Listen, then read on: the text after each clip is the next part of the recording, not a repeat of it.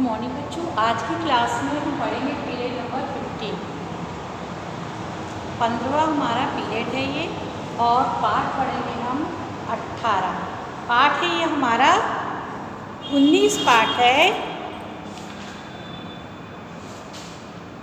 पाठ 19 है हमारा आश्रम का अनुमानित व्यय। ये हमारा पाठ है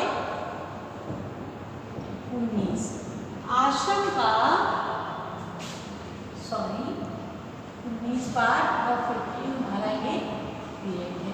ठीक है, आश्रम का अनुमानित व्यय ये गांधी जी के द्वारा लिखित एक पाठ है, जिसमें गांधी जी से मोहनदास करमचंद गांधी ही इसके राइटर हैं।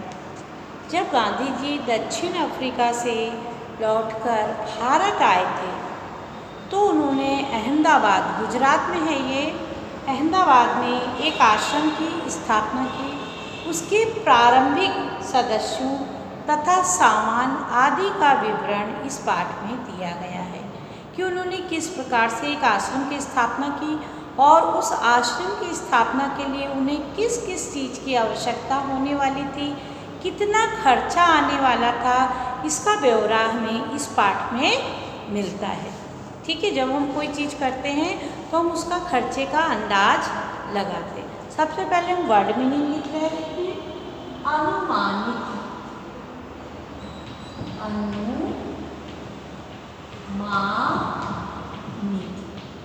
अनुमानित मतलब अंदाजे से, अंदाजे से, अंदाजे से। व्यय, व्यय मीन्स होता है खर्च। आरंभ, आरंभ मतलब, आरंभ मतलब शुरू। अतिथि, अतिथि मेहमान, अतिथि मतलब मेहमान। प्रमुख मतलब खास, प्रमुख खास। स्थानीय, स्थानीय मतलब स्थान, स्थान विशेष का, स्थान विशेष का। विभिन्न, विभिन्न मतलब अलग अलग, अलग अलग। मद, मद मतलब होता है शीर्ष। ठीक, तो ये तो इस पाठ के हमारे वर्ड मीनिंग हो गए। अब हम लेसन पढ़ेंगे, आश्रम का अनुमानित व्यय।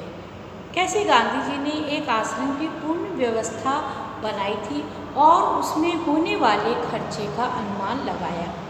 आरंभ में संस्था, संस्था कहते हैं आश्रम में 40 लोग होंगे। जब हम आश्रम की शुरुआत करेंगे तो उसमें लगभग 40 लोग होंगे। कुछ समय में इस संख्या के 50 हो जाने की भी संभावना है। हर महीने औसतन 10 अतिथियों के आने की संभावना भी है। इनमें 3 या 5 सपरिवार भी हो सकते हैं। इसलिए स्थान की व्यवस्था ऐसी होनी चाहिए परिवार वाले लोग अलग रह सकें और शेष जो अलग एक एक लोग रहते हैं वो एक साथ। इसको ध्यान में रखते हुए 3 रसोई घर हों। मकान कुल 50,000 वर्ग फुट क्षेत्रफल में बने तो सब लोगों के रहने के लायक जगह हो जाएगी। इसके अलावा 3000 पुस्तकें रखने के लायक पुस्तकालय और अलमारियां भी होना चाहिए। कम से कम 5 एकड़ ज़मीन खेती करने के लिए भी चाहिए, क्योंकि इतने लोग रहेंगे तो उनके खाने की व्यवस्था कैसे बनेगी। इसमें कम से कम 30 लोग काम कर सकें। इतने खेती के औजार भी चाहिए, जिसमें कुदालियों, फावड़ों, खुरपों की ज़रूरत होगी। बढ़ईगिरी के निम्नलिखित औजार भी होने चाहिए: 5 बड़े हथौड़े, 3 वसूले, 5 छोटी हथौड़ियाँ, 2 एरन, 3 बम, 10 छोटी बड़ी छेनियाँ, 4 रंदे, 1 सालनी, 4 केतियाँ, 4 छोटी बड़ी बेदनियाँ, 4 आरियाँ, 5 छोटी बड़ी संडासियाँ। संडासियाँ क्या होती हैं? जिनसे चीज़ को उठाया जाता है पकड़ के, गर्म भगोनों को उठाने के लिए जो पकड़ का इस्तेमाल किया उसको संडासी कहते हैं। 20 रतल कीलें छोटी बड़ी, 1 मोगरा लकड़ी का हथौड़ा, मोची के औजार। मेरे अनुमान से इन सब मतलब जो भी वहाँ पर रहेगा उसकी व्यवस्था, वहाँ होने वाली चीज़ों की आवश्यकता सब उन्हीं कारीगरों को पूर्ण करना होगी। जैसे लकड़ी का सामान बनाना, खेती करना, दरवाजे लगाना, सारा कार्य, रसोई का कार्य, सारा कार्य आश्रम के लोगों को स्वयं ही करना पड़ेगा, बाहर के कारीगर की आवश्यकता न हो। मेरे अनुमान से इन सब पर कुल 5 रुपया खर्च आएगा। रसोई के लिए आवश्यक सामान पर 150 रुपये खर्च आएगा। स्टेशन दूर होगा तो सामान और मेहमानों को लाने के लिए एक बैलगाड़ी की भी आवश्यकता है। मैं खाने का खर्च 10 रुपये मासिक प्रति व्यक्ति लगाता हूँ। 10 रुपये एक व्यक्ति का 1 महीने का खर्च। मैं नहीं समझता हम खर्च पहले वर्ष में निकाल सकेंगे। वर्ष में औसतन 50 लोगों का खर्च 6,000 रुपये आएगा। मुझे मालूम हुआ है कि प्रमुख लोगों की इच्छा यह है कि अहमदाबाद में यह प्रयोग 1 वर्ष तक किया जाए। ठीक, यदि ऐसा हो तो अहमदाबाद को ऊपर बताया गया सब खर्च उठाना चाहिए। अन्य जगह में भी जब आश्रम स्थापित होंगे तो वहाँ का भी खर्च उठाना पड़ेगा। मेरी मांग तो यह भी है कि अहमदाबाद मुझे पूरी ज़मीन और मकान सभी दे दे तो बाकी खर्च में कहीं और से या दूसरी जगह से जुटा लूँगा। अब चूँकि विचार बदल गया है इसलिए ऐसा लगता है 1 वर्ष का इससे कुछ कम दिनों का खर्च अहमदाबाद को ही उठाना चाहिए। यदि अहमदाबाद 1 वर्ष के खर्च का बोझ उठाने के लिए तैयार ना हो तो ऊपर बताए गए खाने का खर्च का इंतजाम मैं स्वयं कर सकता हूँ। चूँकि मैंने खर्च का यह अनुमान जल्दी में तैयार किया इसलिए संभव है कुछ मदें मुझसे छूट गई हैं। इसके अतिरिक्त खाने के खर्च के सिवा मुझे स्थानीय स्थितियों की जानकारी नहीं है, इसलिए मेरे अनुमान में भूलें भी हो सकती हैं। यदि अहमदाबाद सब खर्च उठाए तो विभिन्न मदों में खर्च कैसे होगा? अहमदाबाद में स्थापित आश्रम का संविधान स्वयं गांधी जी के द्वारा निर्धारित किया गया था। इस संविधान के मसवीदे से पता चलता है वह भारतीय जीवन का निर्माण किस प्रकार से करना चाहते थे। हमें शुरुआती आवश्यकताएं किसी भी चीज़ के लिए क्या क्या हो सकती हैं। अब देखिए अहमदाबाद सब खर्च उठाए तो कैसे खर्च होगा?